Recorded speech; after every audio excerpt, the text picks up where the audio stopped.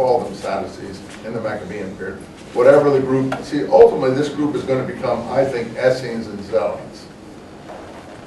The Maccabean group is going to become Essenes and Zealots. We haven't talked about the other groups, Essenes and Zealots.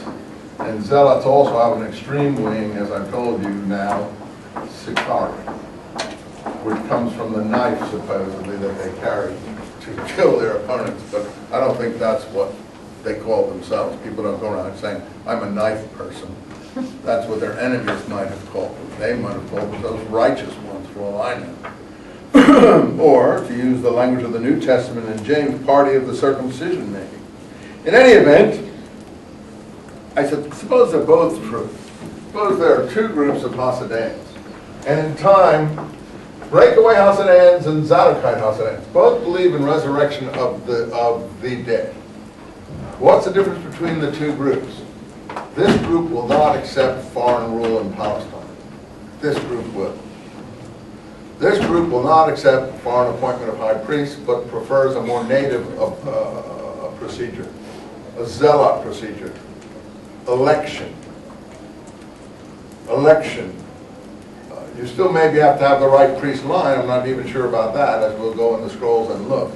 But election on the basis of righteousness. This group, all it needs is that you're from a proper genealogy of some kind. That doesn't, we don't know. That's why in the Herodian period, in the New Testament, we speak of high priests plural, of high priestly families. But they're only families the Herodian family and the Romans were willing to live with. They were not revolutionary families, resistance families. They were collaborating families, what we would call quisling families. You understand what is emerging here? So this is much more complex than most people think. And you say, well, how am I going to understand it? Well, start at the beginning. Start with the Hasideans. Then think of a split in the Hasidean movement. Some people stick with Judas Maccabee. They're the normative Hasideans. Some people will go away and become the Pharisees. The Pharisees aren't in existence yet, but they're the breakaway Hasideans who are willing to live with foreign power and control in Palestine. So, at Qumran, the opponents of the Dead Sea Scrolls, I told you last time, are called seekers after smoothness. And most people say, oh, these are small little things. In Phariseeism, you are looking after halachot, not halakot. Smooth things is halakot. Halachot is legal traditions, oral traditions, supposedly going back to Moses.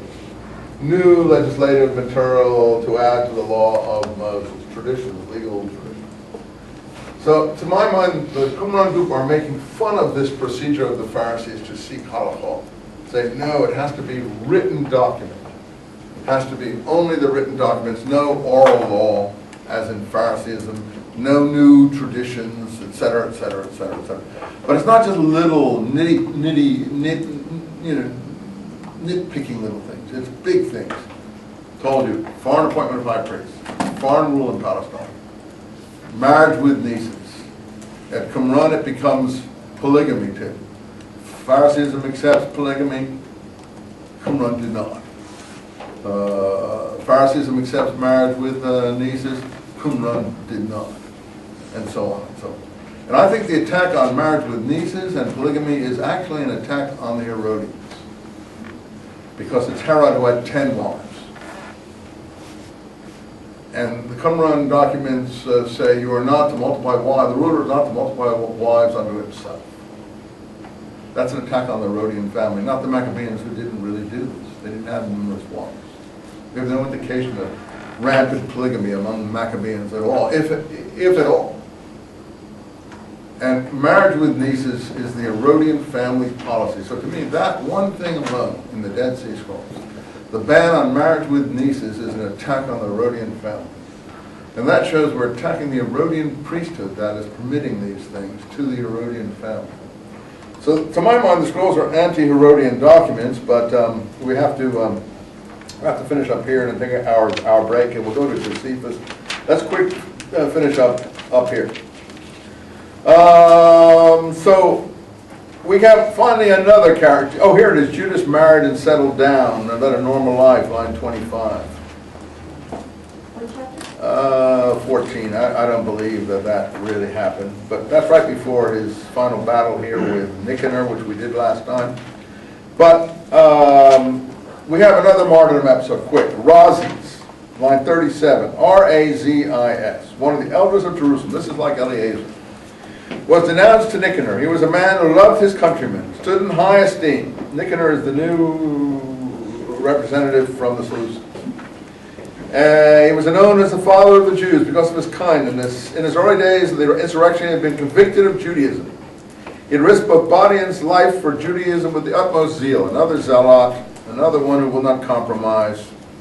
In any case, finally, when the Nicanor forces come in, he sees himself surrounded on all sides and falls on his sword, nobly resolving, line 42, to die rather than fall in the clutches of these villains and suffer the outrages of his noble birth. But in the heat of conflict, he missed the thrust, and the troops swarmed through the doorways. He ran up to a wall and threw himself down among the troops. So he wounded himself, he threw himself down, but even then he didn't die. Still breathing blazing anger, he struggled to his feet, blood spurting in all directions. Despite his terrible wounds, he ran right through the crowd, then taking his stand on a steep rock, although he had now lost every drop of blood he had, he tore out his entrails and taking them in both hands, flung them among the troops. I think this is a literary episode, okay? Calling on the master of life, but we understand what's being said, and spirit, to give them back to him one day. Again, resurrection of the dead. But this guy goes to the nth degree. He takes his guts and throws them at the opponent. Well, look, am I right? Is this encouraging martyrdom for the law? I think that we can safely say that that is certainly true. The rest of the book we've already read, so we can close the book on that and just summarize for the break as follows.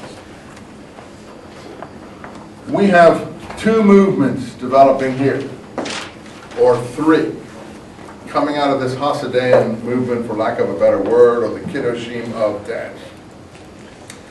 The reason I know that the ones who cooperate with foreign power are the Pharisees is that if you look in your Josephus book here, the first time he really mentions Pharisees are in the next generation down.